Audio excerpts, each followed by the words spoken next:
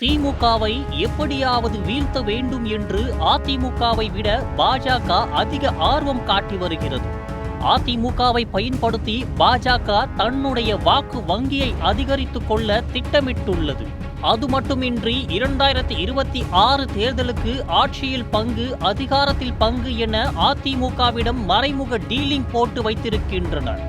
திமுகவிற்கு மாற்று அரசியல் சக்தியாக பாஜகவை கொண்டு வர வேண்டும் என விரும்புகின்றனர். இந்த நிலையில் தேர்தல் பொறுப்பிலிருந்து விலகுவதாக புது குண்டை போட்டுள்ளார் அண்ணாமலை. நயினார் நாகேந்திரன், அண்ணாமலை இடையில் உரசல் போக்கு நீடித்து வரும் நிலையில் அதன் வெளிப்பாடாக இந்த முடிவை எடுத்திருக்கிறாரா என்ற கேள்வி எழுகிறது.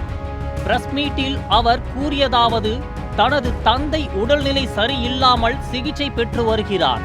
அவரை கவனிக்க வேண்டியுள்ளதால் தேர்தல் பொறுப்பிலிருந்து விலகுவதாக அதிரடியாக அறிவித்திருக்கிறார்.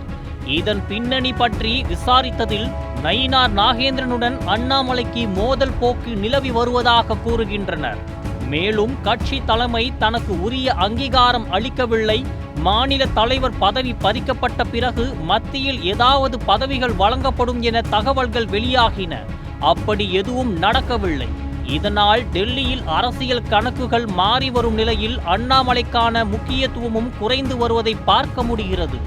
இதன் விளைவாகத்தான் இன்று செய்தியாளர்கள் சந்திப்பில் அதிரடியாக பேசியிருக்கிறார். அண்ணாமலை எடுத்த முடிவு என்பது அவரது ஆதரவாளர்களை நிச்சயம் ஏமாற்றத்தில் ஆழ்த்தும்.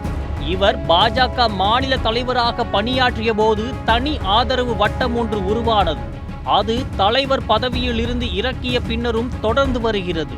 இந்நிலையில் அண்ணாமலை இன்று எடுத்துள்ள முடிவில் டெல்லி மேலிடம் என்ன முடிவு செய்ய போகிறது என்ற எதிர்பார்ப்பு எழுந்துள்ளது. இதேபோல் டிடிவி தினகரன் தேர்தலில் போட்டியிடப் போவதில்லை என்ற அறிவிப்பும் கூட்டணியின் வாக்கு வங்கியை பாதிக்கும் என அரசியல் விமர்சகர்கள் கூறுகிறார்கள். பொதுவாக எதிர்க்கட்சிகளின் வாக்குகள் சிதறும் போதும், வலுவான மாற்றாக ஒரு கூட்டணி உருவாகாத போதும் அது ஆளுங்கட்சிக்கே லாபமாக அமையும் என்கிறார்கள் அரசியல் நிபுணர்கள்.